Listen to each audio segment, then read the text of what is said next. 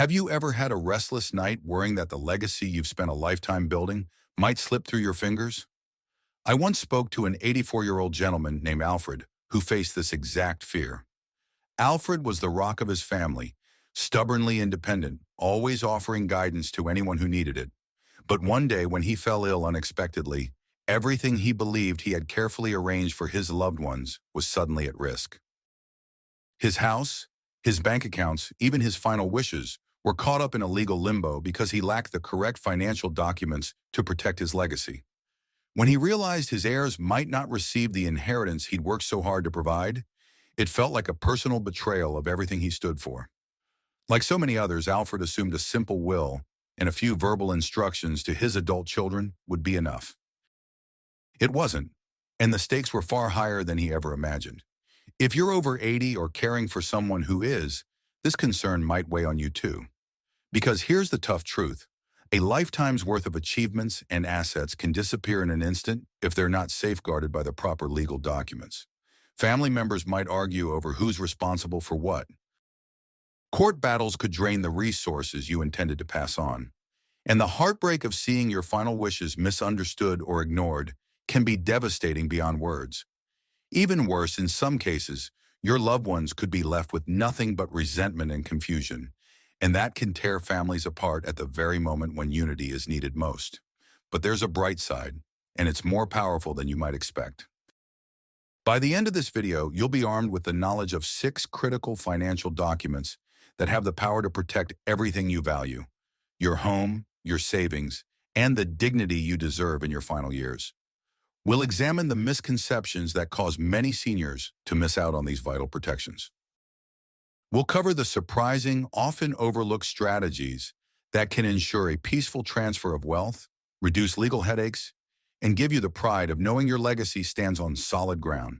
And I promise you, the last document I'll reveal has saved more families from unnecessary heartbreak than most people realize, yet it's something hardly anyone ever talks about. I want you to know this isn't just an opinion piece. Many attorneys, financial planners, and elder care specialists are starting to recognize how crucial these documents are, especially once you cross 80. They've seen too many families locked in painful legal disputes simply because a few forms weren't completed. You may have heard terms like power of attorney or living trust, but have you actually sat down and created these instruments in a way that honors your unique wishes? That's what we'll explore in detail, so you can make smart, informed decisions without second guessing. Before we dive in, a quick request. If you find this information valuable, please consider subscribing and turning on the notification bell so you don't miss any future videos.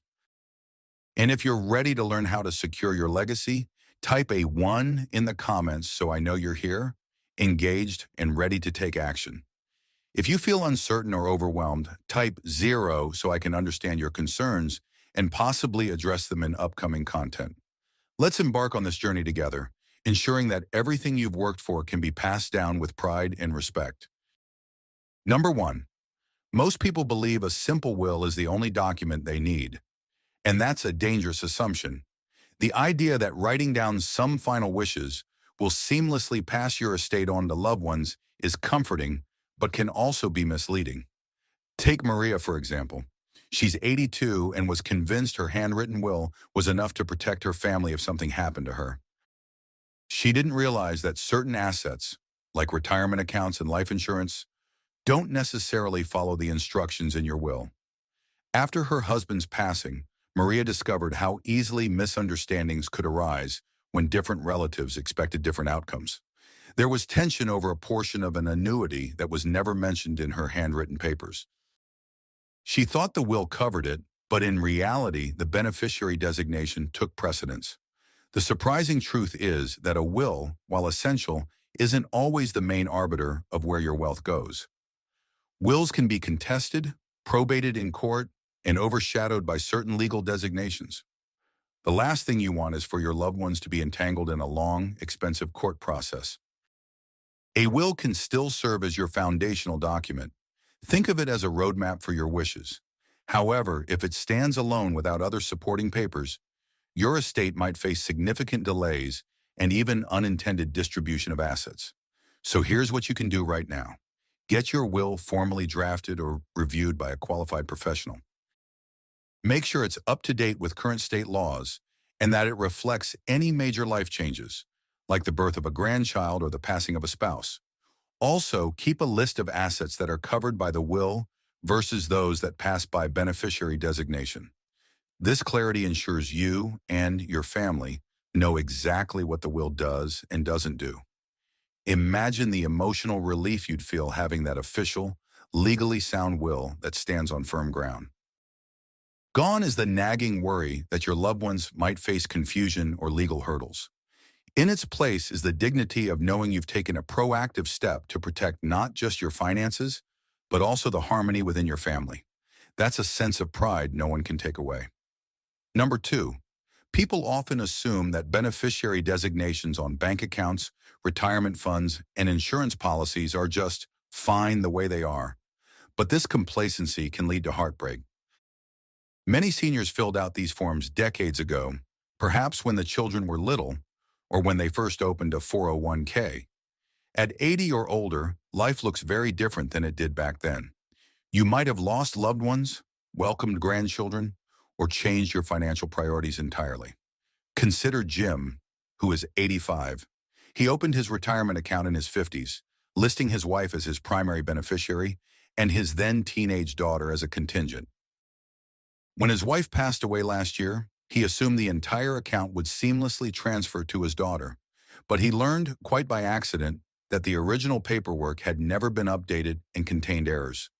If Jim had not caught this oversight, a portion of his retirement savings could have gone into probate. Worse still, some assets might have been assigned to a beneficiary who was no longer living. A key misconception is that beneficiary designations remain correct forever, no matter how many changes happen in your family. In reality, these designations are legally binding documents that override your will.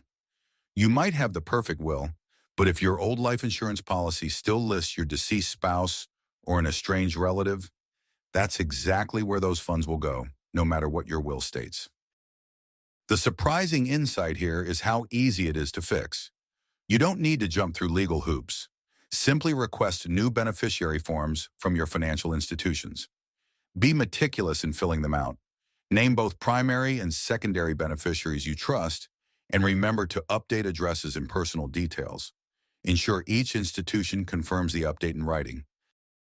By revisiting and updating these designations, you create a seamless process for your heirs, sparing them the added grief of complex legal tangles. You're also preserving family harmony, which is priceless. Think of the pride you'll feel knowing every penny you've earned over a lifetime is directed exactly where you want it, with no room for misunderstandings. If you've made it this far and are finding these insights helpful, comment 2 below to let me know you're still with me. And if you haven't yet subscribed, now is a great time to do so. Your engagement helps us continue creating content that truly makes a difference for seniors. Number 3, my children already know my final wishes, so why bother writing it down? That's a phrase I've heard countless times, and it's a major pitfall. The reality is that even the most harmonious families can experience friction when faced with the stress of a loved one's passing or incapacitation. Emotions run high, memories differ, and each adult child may believe they alone know exactly what mom wanted. Let me share the story of Ruth, who is 88. She told all 3 of her grown children in casual conversations about how she wanted her belongings divided. She mentioned to one child that she wanted her jewelry sold and the proceeds given to charity. She told another that the jewelry was to be passed along to granddaughters as heirlooms. Both children were certain they understood her wishes, and neither had it in writing. The day came when Ruth became too ill to speak for herself. The dispute over her valuables sparked a painful conflict that caused real harm to the siblings' relationship. The surprising truth is that gentle verbal understandings can vanish under stress and grief. Clear written instructions, often in the form of a letter of instruction or a legacy letter, can fill in the gaps that a will or trust might not address in detail. This document can be as informal or personal as you like, but it provides a reference that can stand firm when emotional storms blow through. It's your chance to communicate not just how you want assets distributed, but also the memories and reasons behind them. If you haven't done so already, consider sitting down to write one. Address not just your financial assets, but also sentimental items. Explain the why behind each decision. This can be typed or handwritten, but do it clearly. Put a signed and dated copy with your will or trust documents, and keep another copy in a safe place where your executor can easily find it. The emotional benefit is huge. You're preserving family unity and protecting your children from bitter feuds. You're also instilling a sense of dignity and purpose in every item you leave behind. By showing them the thought process behind your legacy, you're passing down more than money. You're passing down wisdom, values, and a clear sense of who you are. Number 4. Another misconception is that a living trust is only for the ultra-wealthy, and that's simply not true. A living trust, also known as a revocable trust, can spare your family the stress and expense of probate court, even if you consider your estate modest. Think about Barbara, age 86, who had a modest home, a small vacation cabin left to her by her parents, and a manageable amount of savings. When she asked a neighbor about estate planning, she was told, "Trusts are for people with millions of dollars, not folks like us." That neighbor couldn't have been more wrong. When Barbara passed away, the home and cabin were transferred seamlessly to her heirs without the drawn-out ordeal of probate. Why? Because she'd set up a living trust. This document placed her properties in the trust's name while she was still alive, allowing her to maintain control. Upon her death, ownership passed to her beneficiaries per the trust terms, bypassing court oversight.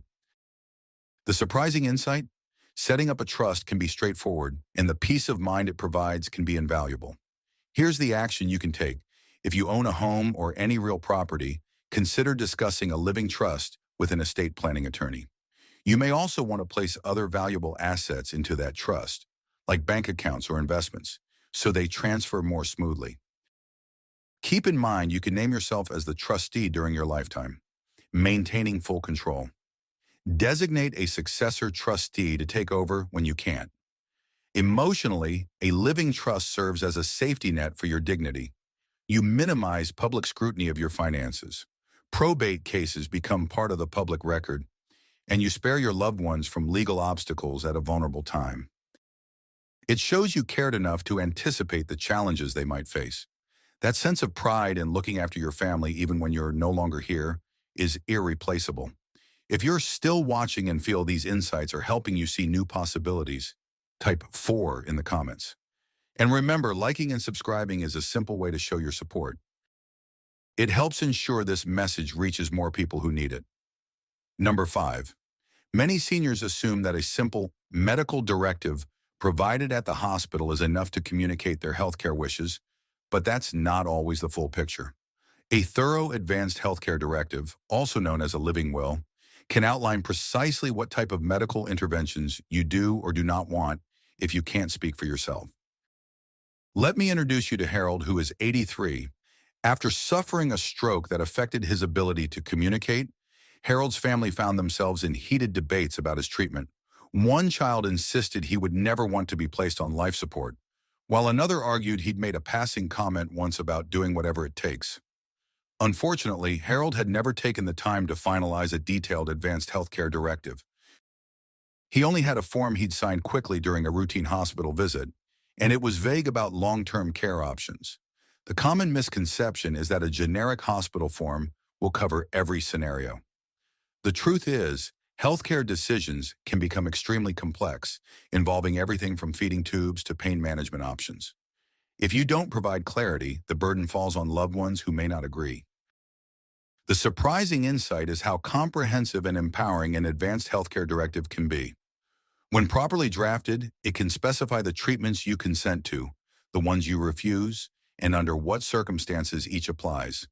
It can also designate someone you trust, a healthcare proxy, to speak on your behalf, ensuring that your true wishes are honored. Here's your practical step. Schedule an appointment with an elder care attorney, or at least do thorough research online to draft a robust directive. Keep this document easily accessible and make sure your chosen decision maker has a copy. Also, share it with your primary physician. Don't forget to update it if your health changes or you change your mind about certain treatments. Emotionally, having such a directive offers peace. It removes the fear that you might end up receiving unwanted treatments. It protects your pride by allowing you to define your end-of-life choices with clarity, and it eases the emotional weight on your family because they'll know exactly what you wanted. Number 6, probably the least discussed yet incredibly important financial document is the Durable Power of Attorney, POA, for finances. Many seniors think they don't need one because they handle their own money just fine, or they assume their spouse or child can automatically step in if needed. But if you become incapacitated, your family might need immediate authority to manage your finances, pay your bills, and protect your property. Without a durable POA, they could face legal roadblocks that cost both time and money. This happened to Richard, an 82-year-old who prided himself on never missing a bill payment. When he was hospitalized unexpectedly, none of his children had the legal authority to pay his mortgage, access his bank account, or manage his investments. The bank wouldn't speak to them because Richard hadn't designated a financial power of attorney. As a result, his bills went unpaid for weeks, damaging his credit and causing a lot of anxiety for everyone involved. The common misconception is that spouses or adult children automatically gain control over finances, but that's not how it works in many jurisdictions. A standard POA might also end if you become mentally incompetent, whereas a durable POA remains in force specifically for that scenario. The surprising insight: drafting a durable POA can be simpler than you think, and it can protect you at your most vulnerable moment. Your practical step is to assign this power to a trustworthy individual. It could be a family member or a close friend, someone who will respect your wishes and act in your best interest. Work with a professional to ensure the language in the document is both clear and legally valid. Then provide copies to financial institutions so they'll recognize your chosen agent's authority. From an emotional standpoint, handing over that level of control can feel like you're giving up your independence. But consider the alternative. The real dignity lies in knowing you've carefully chosen someone to stand in for you, ensuring your financial affairs remain secure and well managed. It's about preserving your autonomy by making your own decisions now, rather than leaving it up to the courts or letting things slip through the cracks. If this final point resonated with you, please type 6 in the comments to let me know you stayed until the end. And if you feel this content could benefit someone you care about, share the video with them. Together, we can help more seniors protect what matters most. Now take a moment to reflect on everything we've discussed. You've just discovered 6 crucial financial documents that can shield your legacy from confusion, conflict, and costly legal delays. Think about the peace of mind you'll have once you've tied up these loose ends. There's an incredible sense of pride in knowing you've done all you can to protect your loved ones, even if you're not here to guide them through every step. But don't let these insights slip away as just good information. The best time to take action is now. If you wait too long, you risk forgetting details or facing an unexpected health event that makes these decisions harder, or worse, impossible to finalize. Ask yourself, which of these documents have I already put in place, and which ones need my attention? Then envision yourself 6 months from now, relieved by the knowledge that everything is in order. No more tossing and turning at night, no more lingering worries about who will handle your bills or how your keepsakes will be distributed. Take the first small step today. Maybe it's booking an appointment with an estate planning attorney or downloading the appropriate form from a reputable source online. Perhaps it's having a heartfelt conversation with the person you want to grant power of attorney. Picture how different your daily life could feel once these documents are complete. How much freer and more at peace you'll be, knowing your affairs are arranged exactly the way you want them. I'd love to hear which of these 6 points resonated with you most. Did you realize your beneficiary designations might be outdated? Or perhaps you hadn't considered creating a thorough letter of instruction? Share your thoughts in the comments below.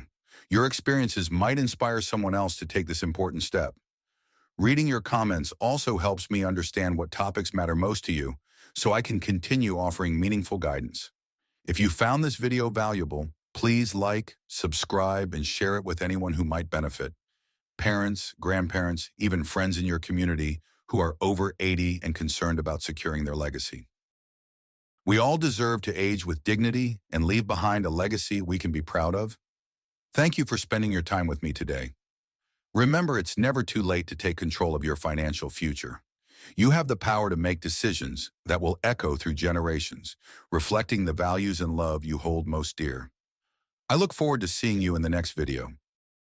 Until then, trust in the preparations you make and carry the confidence that you are fully capable of preserving the dignity of your life's work.